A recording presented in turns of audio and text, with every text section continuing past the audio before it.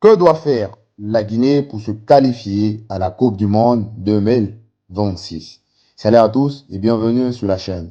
Aujourd'hui, on va parler de l'équipe nationale de Guinée, le Sili national, de ce que cette équipe doit faire pour se qualifier à la Coupe du Monde 2026.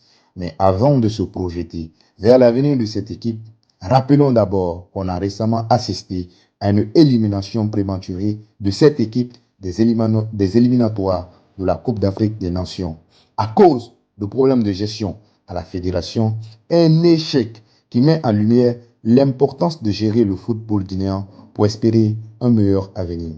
Pourquoi je parle de cela? La fédération Bouba Sampil doit démissionner ou alors la fédération doit changer. Bouba Sampil doit démissionner. La démission de Bouba Sampil est un point essentiel pour le futur du Sili national. La fédération Bouba Sampil, à la tête de la Fédération guinéenne de football, doit sérieusement envisager de démissionner. Depuis sa prise de pouvoir, la fédération a été marquée par des choix controversés et une gestion plus que discutable. Si la Guinée veut vraiment se qualifier pour la Coupe du Monde 2026, il est indispensable de revoir cette direction. Une nouvelle équipe de gestion plus professionnelle et plus unie doit prendre le relais pour redresser la barre. Cela implique une meilleure gestion des ressources, un soutien accru à l'équipe et surtout une vision claire et ambitieuse pour l'avenir du football guinéen.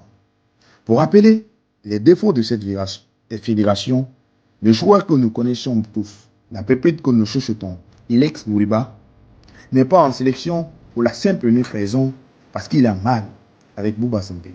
D'après les explications que nous avons recueillies, on nous fait savoir que le sélectionneur Michel avait bel et bien appelé Moriba pour venir en sélection. Et Moriba a posé une question: est-ce que le président de la fédération est d'accord? Une question qui n'a pas su trouver de réponse satisfaisante, ce qui a poussé le joueur à ne pas venir en sélection. La question que je me pose: que fait la fédération dans ce genre de cas? Cela prouve à suffisance son manque d'incompétence. Il n'arrive pas à gérer les joueurs du Chili national. Et pour parler du cas Moriba, le point Moriba est un point crucial.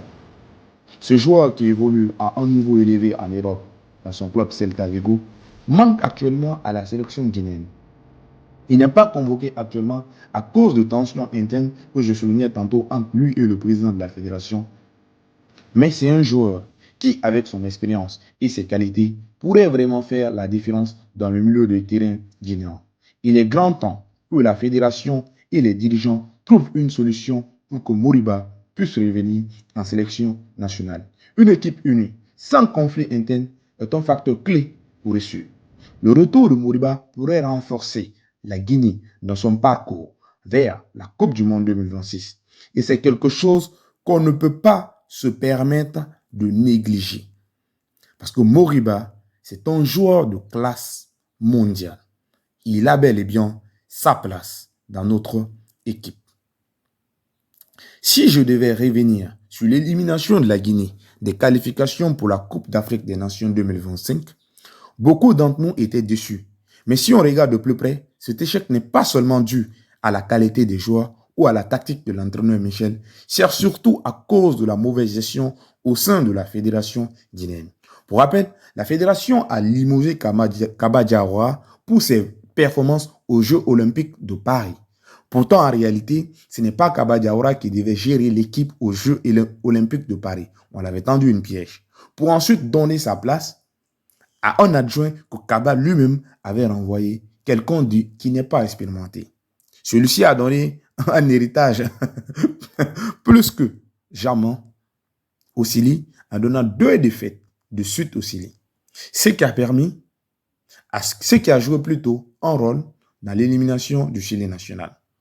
Et toujours en parlant de la fédération, il faut rappeler que les joueurs du Chili national n'ont pas pu jouer les 2 premiers matchs à domicile devant les supporters. Peut-être s'ils avaient joué ici, en Guinée, au stade général Lansana Conté, cela aurait pu permettre aux joueurs de performer devant les supporters, qu'ils n'allaient pas prendre le risque de décevoir. Mais cela n'a pas été le cas.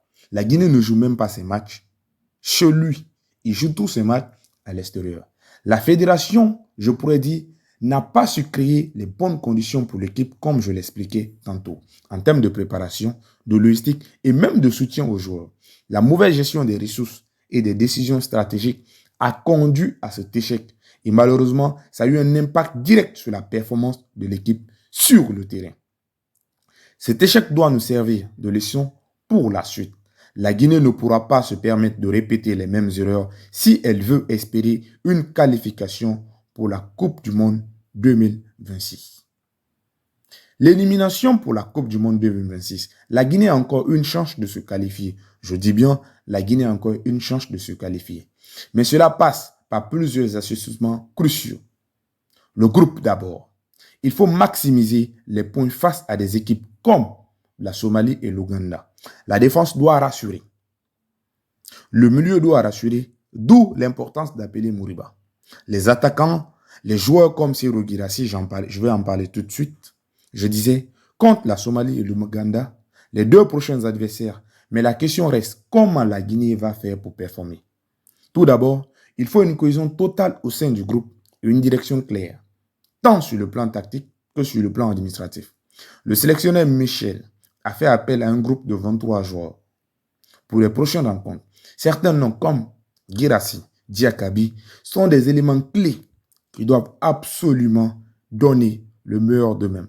Mais tout cela est voué à l'échec si la gestion de la fédération reste sur cette dynamique désastreuse. Alors, pour moi, pour que la Guinée puisse se qualifier, la Guinée doit absolument changer sa trajectoire si elle veut se qualifier pour la Coupe du Monde. Cela passe, encore une fois de plus, par une gestion professionnelle et un soutien sans faille à l'équipe. La fédération doit faire sa part et laisser place à une nouvelle direction, tandis que les joueurs comme Moriba doivent être réintégrés pour donner à l'équipe toutes les chances de réussir. La qualification dépendra de la capacité du pays à se retenir autour de son équipe nationale et à lui offrir les meilleures conditions possibles. Espérons que les autorités guinéennes entendront cet appel et feront ce qu'il faut pour que la Guinée brille sur la scène internationale en 2026.